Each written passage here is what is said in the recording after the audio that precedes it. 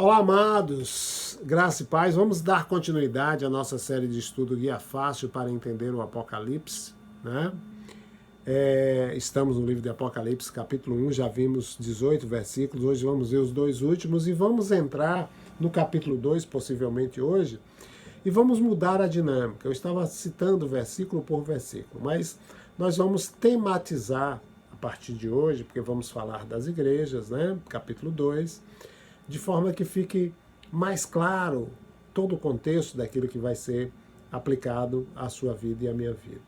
O versículo 19 do capítulo 1 de Apocalipse diz assim: portanto, escreve tudo o que tens visto, tanto os eventos que se referem ao passado como aqueles que sucederão depois desses. A palavra de Deus nos mostra que Jesus é o mesmo ontem, hoje e o será amanhã. Então, a tratativa aqui desse versículo é passado, presente e futuro. O que João viu, né, não era só para o conhecimento dele, porque Jesus queria que fosse escrito para que todo o povo de Deus, eu e você, né, tivéssemos conhecimento, não somente do que ele viu, mas também daquilo que ele escreveu, né? E isso se refere aos eventos que a gente trouxe até agora nesse capítulo 1. Perceba que vários versículos do capítulo 1 estão escritos no tempo passado, né? O versículo 9 diz estava, no versículo 10 João diz achei-me, no versículo 12 João diz voltei-me, no versículo 17 ele diz eu vi. Então, as coisas presentes que a gente vai ver nos capítulos 2 e 3 vão continuar fazendo referência à igreja, né? A era da igreja nos nossos dias. Porque, como diz, capítulo 1, 2 e 3 trata da era da igreja. Tá? E no capítulo 2 e 3 são descritas 7 igrejas que geralmente existiam, que realmente existiam, né, quando João teve essa visão. Só que elas foram escolhidas, né, para essa revelação porque apontam aspectos dos 7 períodos da era da igreja. O que vai acontecer mais tarde, nos capítulos 4 a 22, é uma referência a eventos futuros que vão acontecer depois que a era da igreja terminar, né? Os quais vão revelar o que acontecerá durante o período da tribulação, né? Capítulo 4 ao capítulo 22. E além do que vai acontecer também durante e depois do milênio. E é exatamente por isso que a gente divide esse estudo em 3 etapas. A era da igreja, o período do arrebatamento, né, ou a segunda vinda de Cristo, e o milênio e depois do milênio. Então, não é correto a gente dividir a Bíblia, obviamente, deslocando os eventos de um período de tempo para outro. Os eventos de Apocalipse, eles devem ser mantidos em seu período de tempo específico, apropriado. A visão de João no capítulo 1 se refere a eventos passados que, obviamente, não vão se repetir.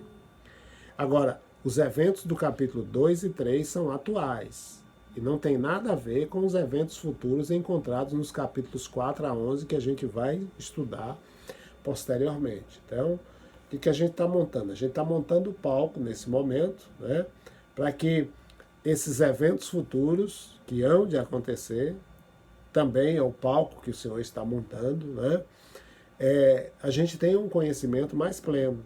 Mas eles só vão se cumprir depois que a era da igreja chegar ao fim. Porque tudo tem o seu tempo definido e determinado pelo Pai. Amém? E o versículo 20 vai nos mostrar que a palavra de Deus, ela mesma se interpreta. Versículo 20 diz: este é o mistério das 7 estrelas. Das 7 estrelas que viste na minha mão direita e dos 7 candelabros de ouro. As estrelas são os anjos das 7 igrejas e os 7 candelabros são as 7 igrejas.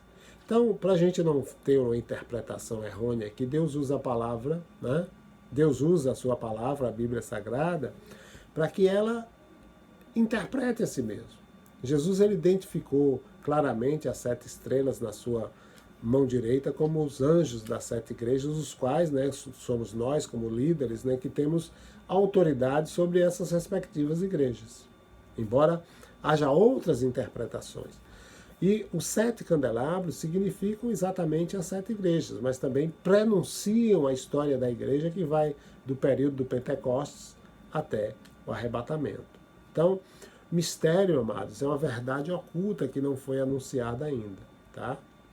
E até que ela seja revelada, ela não tem sentido para que a ler, para que você a entenda.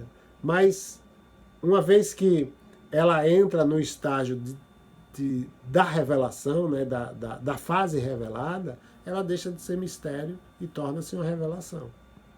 Tudo aquilo que é mistério, um dia vai ser revelado. Né? Embora eu e você aprendamos a viver na dimensão de Deuteronômio 29 e 29. Existem coisas que nos foram reveladas e que nos serão reveladas. Mas existem coisas que nunca nos serão reveladas no contexto terreno, mas na eternidade nós temos muitas coisas que serão reveladas e continuaremos aprendendo. Então, qual é a síntese do capítulo 1? Primeiro, versículo 3 nos mostra que Deus ele prometeu uma bênção para aqueles que leem, para aqueles que ouvem e para aqueles que guardam a sua palavra. Versículo 5, Cristo, o texto vai nos mostrar que Cristo ele é o soberano de todos os governantes e vai chegar um dia em que ele vai reinar sobre todas as nações. Versículo 8 nos mostra que Jesus é o alfa e o ômega, ou seja, ele é tudo, desde o início até o fim.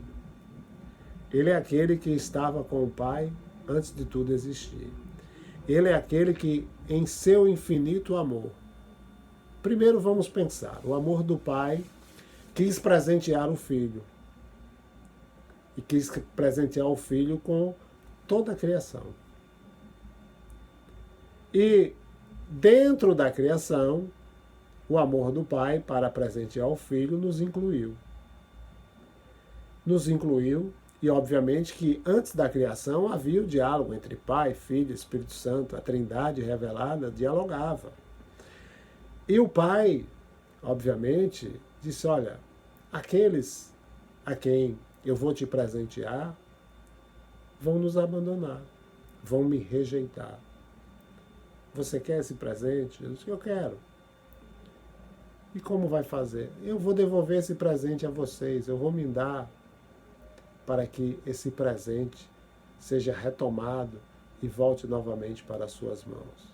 Então, desde o início até o fim, essa é a temática. Jesus é a razão.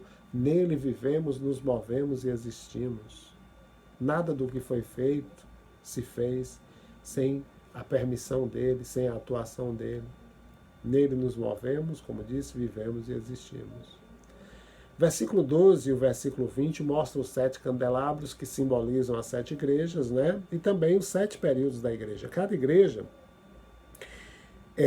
que vamos ver representa um dos 7 períodos da era da igreja. Versículo 13 nos mostra que Jesus ele é o sumo sacerdote da igreja e trabalha em nosso favor para reconciliar nosso relacionamento com Deus.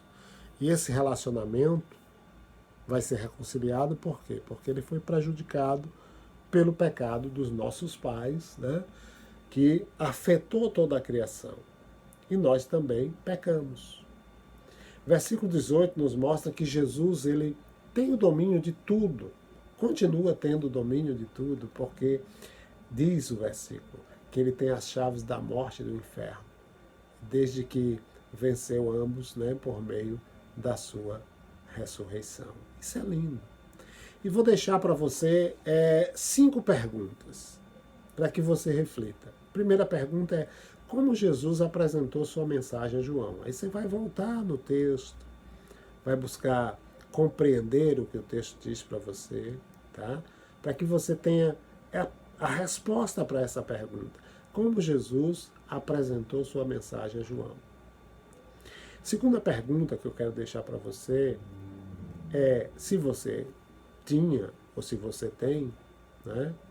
Por que a gente tem medo? A gente deve ter medo de Apocalipse, né?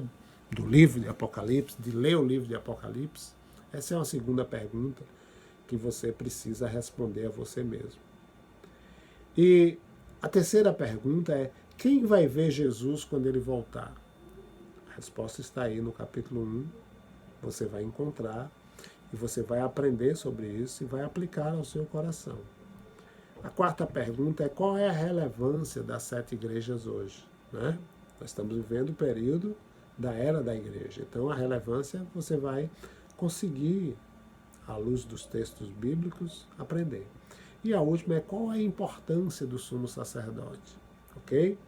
Então reflita sobre essas perguntas, releia os textos, responda. Se tiver qualquer dúvida, tenha um contato que pode te ajudar a ter mais informações sobre o capítulo, né, sobre determinados versículos, ou sobre determinadas versões ou pensamentos de outros acadêmicos sobre determinados textos, como a ideia de quem é o anjo, quem são os 7 anjos das igrejas e tal. E o meu contato é 75991708449. Aí você pode manter contato comigo para dirimir qualquer dúvida. Como diz, capítulo 2, nós vamos entrar numa nova dimensão. Tá? Nós vamos falar sobre a igreja de Éfeso inicialmente, e com vistas aqui você assimile melhor, nós vamos tratar de uma forma tematizada, não vamos ver versículo por versículo, tá certo? Então, como introdução ao capítulo 2, né, quando a gente enxerga claramente a necessidade de adentrar na palavra de Deus, a gente vai perceber que tanto o capítulo 2 quanto o capítulo 3 trata da temática de Cristo e as igrejas, né? E uma coisa interessante que a gente precisa entender é que quem já, por exemplo, se mudou para uma comunidade, você morava, por exemplo, na Pedra do Descanso, que é onde está a Igreja Batista da Colina, aí mudou para Humildes, como o irmão João e a irmã Márcia está lá, né? E aí você teve que escolher uma igreja nova para frequentar. Obviamente que você sabe como é difícil examinar, como é difícil avaliar uma igreja e o ministério dessa igreja. Porque muitas vezes templos pomposos, grandiosos, podem abrigar congregações adoecidas, enquanto que templos despretensiosos, pequenos, podem pertencer a congregações vigorosas, né, na sua marcha para com o Senhor. Não quero dizer que todas são assim, mas quero dizer que podemos encontrar, tanto em uma situação como outra, essas informações que eu estou trazendo para você. Uma igreja pode parecer rica, né, aos seus olhos, quando você for avaliar, para você possivelmente congregar, mas pode ser pobre aos olhos de Deus, como diz Jesus em Apocalipse 3,17. Enquanto que uma igreja pobre é, na verdade, rica para Jesus. Você olha e diz: poxa, essa igreja não congregaria aqui não, porque ela é muito pobre, não dá para mim. A Jesus a vê como rica. Então, somente Jesus, amados, o cabeça da igreja, ele é capaz de sondar cada congregação de maneira exata e saber qual é a sua verdadeira condição, pois ele vê os elementos interiores, não vê as aparências. Tá? Eu, no meu começo de vida ministerial, eu me entristecia muito porque alguns irmãos saíam da nossa comunidade e faziam determinados comentários, né? E depois esses irmãos percebiam, amadureciam, né? Passavam a ter uma nova dimensão de discernimento à luz do Espírito, e obviamente que o Senhor as conscientizava de outras realidades. Eu estou com 12 anos de ministério, são 10 anos na Igreja Batista da Colina, e continuo com a vida debaixo das mãos do Mestre. Continuo com a vida na dependência do Espírito Santo de Deus. Pressões a gente sofre, tentações a gente sofre, né? Provações a gente lida com elas. Tudo por quê? Porque dependemos do Espírito Santo de Deus. Então, nessas mensagens especiais para as 7 igrejas da Ásia Menor que a gente vai trazer, né? O Senhor, que é aquele que sonda e conhece verdadeiramente o nosso coração e as igrejas, ele apresenta a cada congregação uma radiografia da sua condição, do seu estado. Mas o desejo do Senhor Jesus é que todas as igrejas leiam essas mensagens, ouçam essas mensagens e sejam beneficiadas por elas, né? Atentem, que é igrejas, tá? Não é uma igreja, são igrejas. E aí a gente vai começar na próxima semana a falar da igreja de Éfeso. Amém? Fiquem com Deus, que o Senhor nosso Deus os abençoe rica e poderosamente. Bom domingo.